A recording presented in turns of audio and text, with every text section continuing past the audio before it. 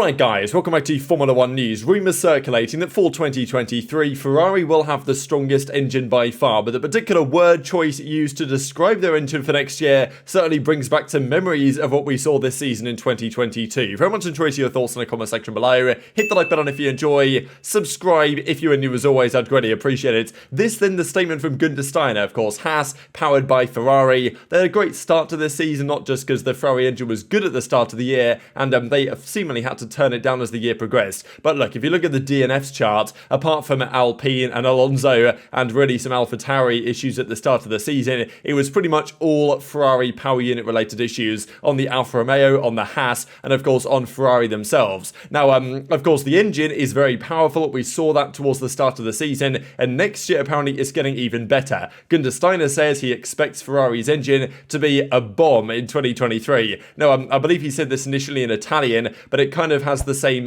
connotations if you guys aren't kind of first language speakers. 4 languages where a bomb can mean a couple of different things. So, you know, if something is the bomb, that usually refers to something that's great, very good, best of the best, top of the line, like it's the bomb. However, a bomb is a rather, you know, obviously also has other meanings for the explosive devices that the Ferrari engine was this past season. So he met Matteo Binotto and he told me that next season's engine will be the bomb, right? So, you know, it's just funny really that this is the particular terminology that he decided to use just in light of what we saw last season. And as he goes on to say, if Ferrari is competitive, it'll be positive for us as well because it means we will have a fast engine. On Thursday I met Binotto and he said the engine is a bomb. So yeah, we'll see which type of bomb it is, whether it's like incredibly good or whether, and of course it's the same engine fundamentally, but they can make reliability upgrades. That's the key thing that maybe Mercedes don't have quite so much access to, is that you can't change your engine over the next 4 years until 2026 in terms of performance. You can't make it go faster, but you can increase the reliability, which has the same knock-on effect. Because if the engine's more reliable, you can ramp up the power mappings, run it at a higher rate, which is seemingly what Mercedes managed to do to a certain degree towards the end of the season. And it was the other way around for Ferrari, where they had to turn their engine down a lot to make it actually survive. And that was a key weakness for them pretty much the entire season. So many DNFs. I mean, Baku was a disaster class, right? Because there was Sainz, there was, of course, Leclerc, but I think, was it Bottas also retired from that race? Or maybe it was Magnus, I think it was Magnussen retired from that race with an engine issue. Like, it's been a disaster for Ferrari power units this season, and this is just one example. I mean, probably the worst example in Austria, where it felt like if they let this race slip from their grasp, or if, let's say, Red Bull and Verstappen won at the Red Bull Ring in Austria, it did feel like the season was already over at that point. And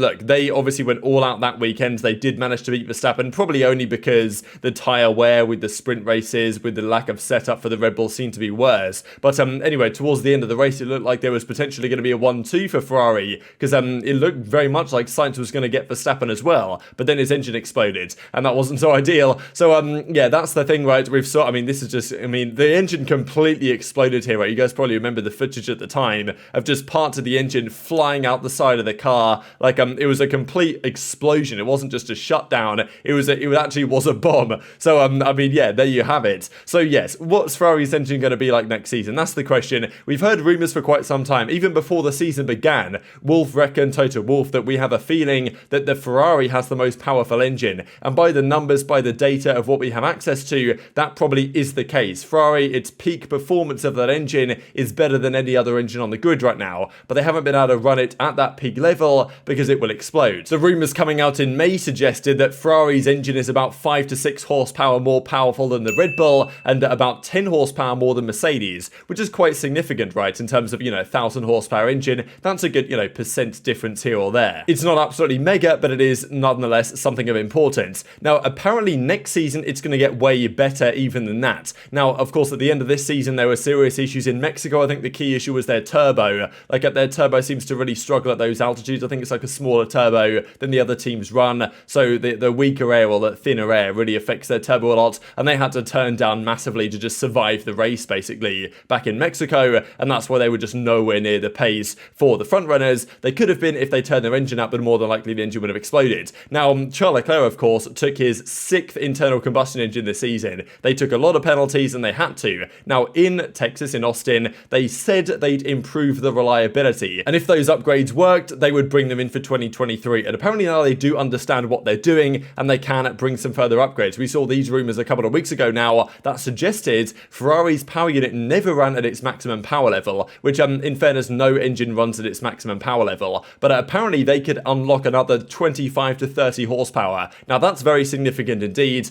If that equates to 6 to 7 tenths, I'm not really sure it does. Maybe around a Spa or a very long circuit maybe, but I don't really think it's quite that significant on certain tracks. But nonetheless, it will be unlocking some significant amount of lap time for Ferrari if they are able to unlock more power from the engine. But look, will they actually be able to do this, and will their reliability upgrades they're supposedly bringing enable them to turn up the engine more than we have seen? Because the start of last season looked pretty good. We're kind of on par with the Red Bulls. The Red Bulls slippier in a straight line anyway, but like the Ferrari was good enough in a straight line and also had the better performance in the corners than the Red Bull, maybe because the Red Bull was overweight at that time. Really tough to kind of weigh up everything. But yeah, what's it going to do next season, right? Are Ferrari going to have an absolutely dominant engine? But even if they do, does it really, is it going to make that much difference, right? Because obviously they're going to stick with the same concept, but like within Ferrari internally right now, it's a bit of a mess. Matteo Binotto, yes, he says the engine's a bomb or the bomb. He's going to be leaving. We don't know who their technical director is going to be. We don't know who their team principal is going to be. Internally, what's happening? Is the strategy team going to get fired by the new guy? Like, what's the vision look like of the new principals and the new technical director? Tough to say, and it's unclear, entirely unclear, whether they can go into the new season with a successful outfit, because as it stands, Ferrari are a questionable team, and let alone all this off-season chaos before what's, well, meant to be their title-charged season. It's going to be a bit of a challenge, especially with Mercedes looking very compact and cohesive and ready to attack Red Bull for the new year. A few additional things to mention here. Firstly, from Turkey, apparently there's two key contenders to replace China on the 2023 calendar, one of which is Portimao. That's kind of leading the line for now in Portugal, of course. One of which, though, is Turkey. Istanbul Park, great circuit, of course, a track that has featured many classic races over time, and it'd be interesting to see it back. So apparently those are the two contenders for that weekend. I think it's April the 16th, or I think it's that weekend in April next year. They need a circuit, and Formula 1 want to go somewhere, Grade 1 listed, of course, or whatever it is that you have to get like confirmed to actually have a track. So there's certain tracks that are valid, and apparently Istanbul Park is another option that Formula 1 could go for. And just to mention this for you guys, I wonder what your perspective is on the possibility of this. So qualifying, there's always these issues that arise every so often with drivers. Did they intentionally spin it? Did they intentionally cause a yellow flag?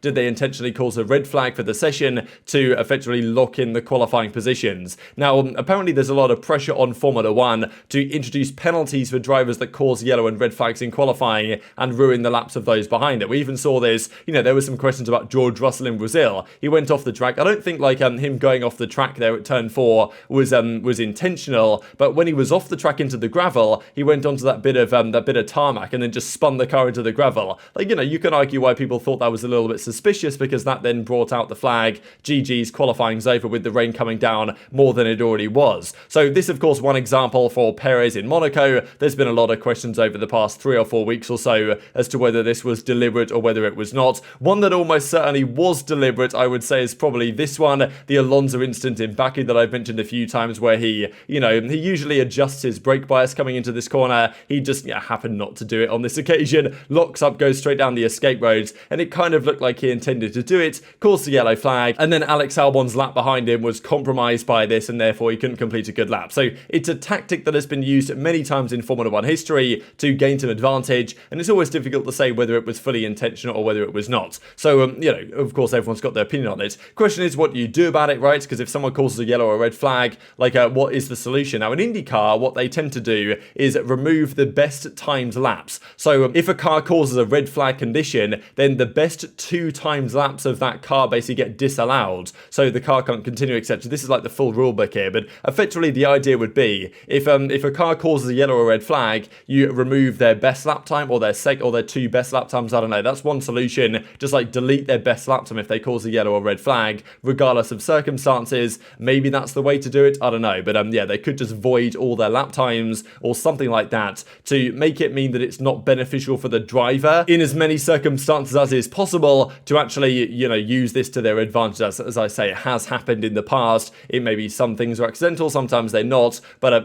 sometimes they're on purpose, right? Let's just say that at the very least. And just to say this, because next season's going to be spicy enough as is, but I saw people talking about this, I don't know how long ago this was, but just funny between Ocon and Gasly cutting each other out of their Instagram post ago, I guess, probably a couple of years ago now. But yeah, just to think these guys are going to be teammates now and don't exactly have the fondest of relationships. Hit the like button if you enjoyed, subscribe if you're new, take care, and I'll see you next time.